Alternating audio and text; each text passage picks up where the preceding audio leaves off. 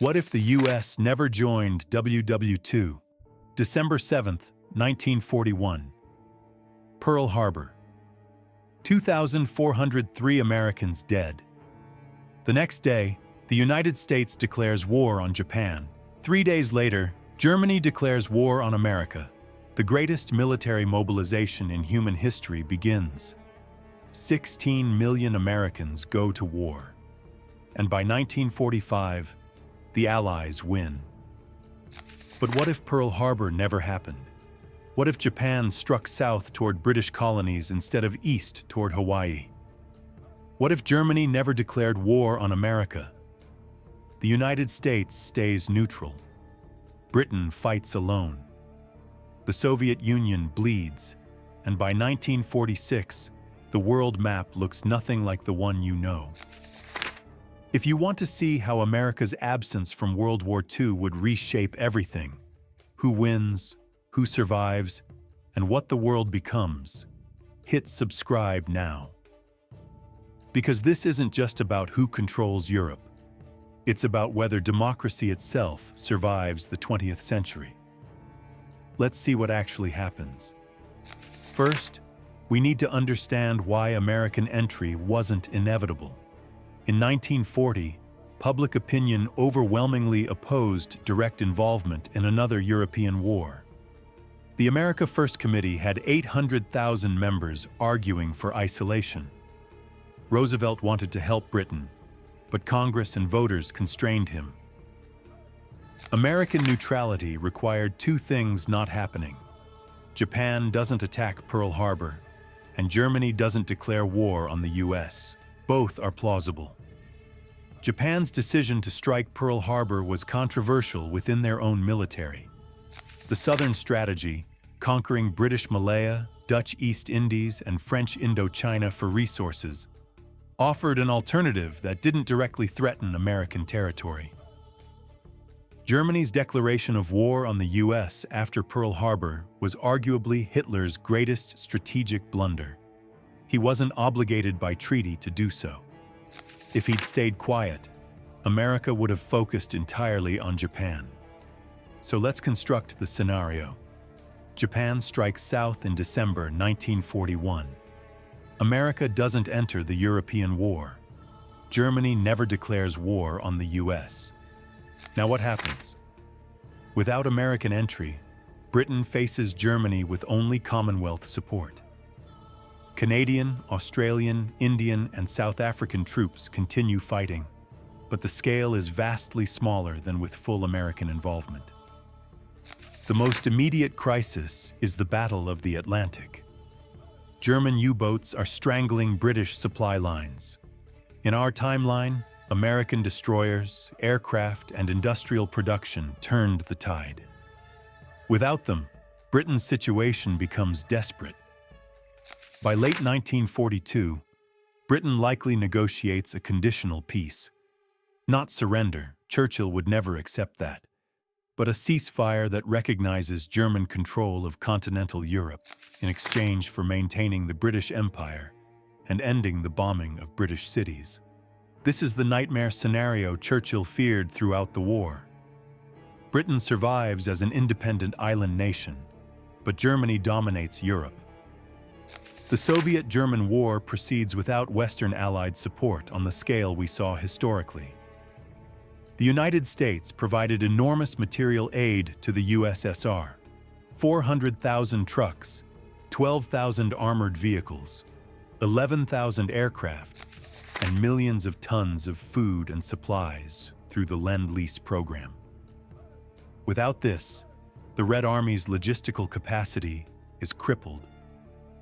Soviet offensives in 1943 and 1944, which in our timeline pushed Germany back, happened later and with far greater casualties. But here's the critical point. Germany still loses on the Eastern Front. The Wehrmacht is exhausted. Soviet manpower and industrial production, relocated beyond the Urals, eventually overwhelms German forces. But the process takes longer and costs millions more lives. By 1946, Soviet forces reach Berlin. But without Anglo-American forces landing in Normandy or fighting in Italy, the Soviets face no competition for control of Germany. The entire country falls to Stalin. The historical Holocaust killed approximately 6 million Jews. Without American intervention, that number increases dramatically. In our timeline, American and British forces liberated concentration camps in Western Europe in 1944 to 1945. Those liberations saved hundreds of thousands of prisoners who would otherwise have died. Soviet forces liberated camps in Poland and Eastern Europe, but later and with fewer resources to care for survivors. Without Western Allied pressure and earlier liberation, the Nazi extermination program continues uninterrupted until Soviet forces finally reach the camps in 1946. The death toll rises to 7 or 8 million. Entire Jewish communities that survived historically are annihilated in this timeline.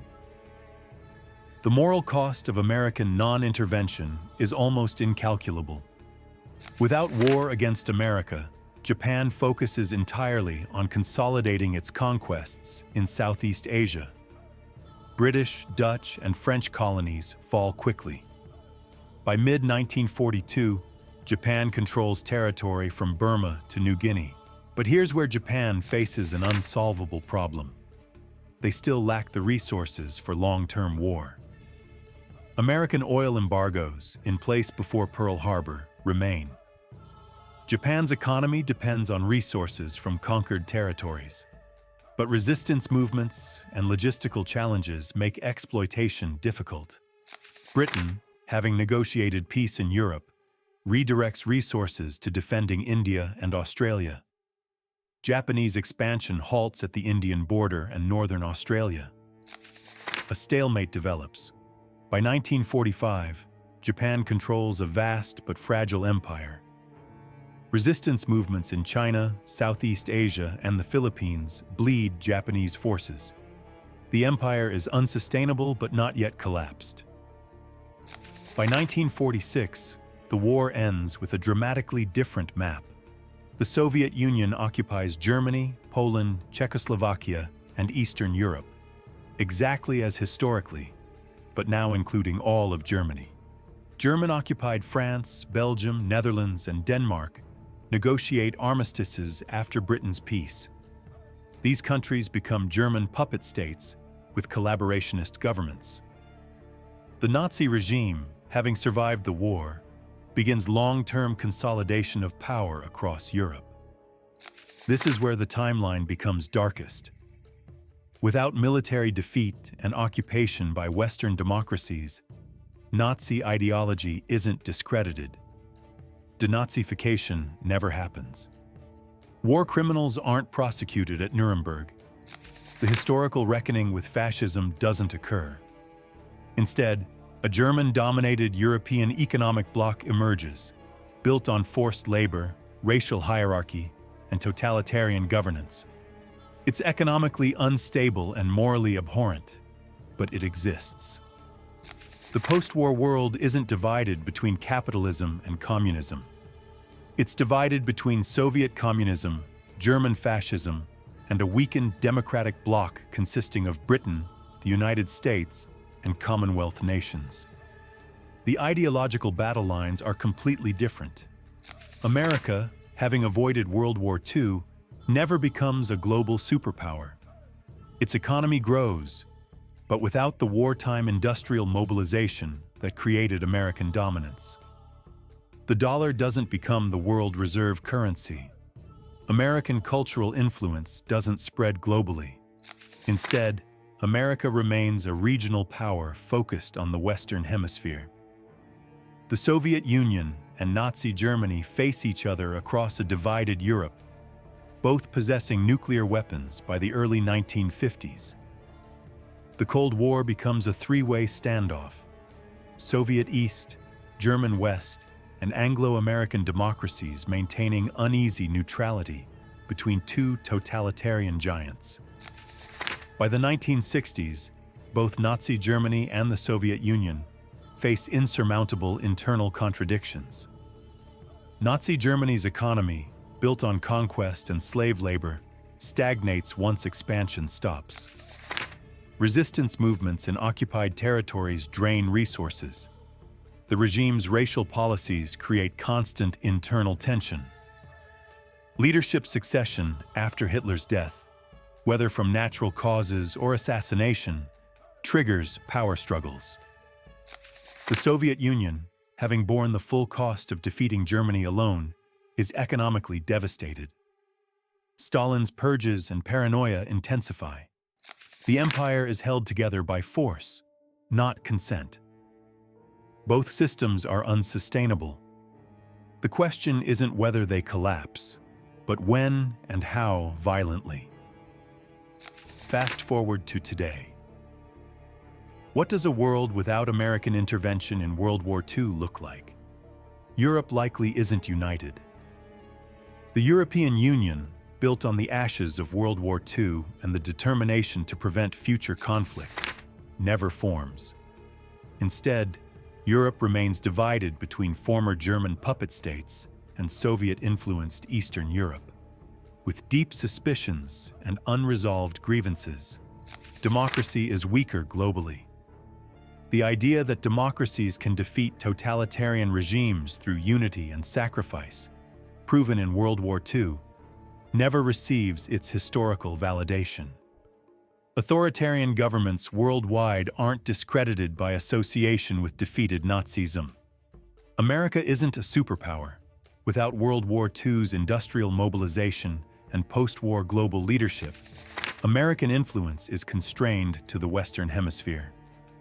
The cultural, economic, and military dominance America enjoyed from 1945 to present never develops. The technological revolution happens differently or not at all. So much of post-war technology, computers, jet engines, nuclear power, radar, emerged from wartime research funded by the US. Without American involvement, that innovation slows or moves elsewhere. America's entry into World War II wasn't inevitable. It required specific events, Pearl Harbor, German declaration of war, that could plausibly have not occurred. But American neutrality would have meant a longer, bloodier war. More Holocaust victims, Soviet domination of all Germany, Nazi survival in Western Europe, a weaker democratic world, and a post-war order defined by totalitarian competition rather than American-led international institutions. The argument that America should have stayed neutral collapses when confronted with these consequences. American intervention saved millions of lives, prevented Nazi survival, and created the international order, flawed as it is, that we live in today. World War II wasn't America's war initially, but it became humanity's war. And America's decision to fight determined whether democracy or totalitarianism would define the 20th century. Now I want to hear from you. If America had stayed neutral, do you think Britain could have survived without falling to Germany? Could the Soviets have defeated Hitler alone? And would the world today be more peaceful without American superpower dominance, or far more dangerous? Drop your analysis in the comments. And if this made you reconsider what American neutrality would have actually meant, share this with someone who thinks World War II wasn't America's fight. Because it was. It absolutely was.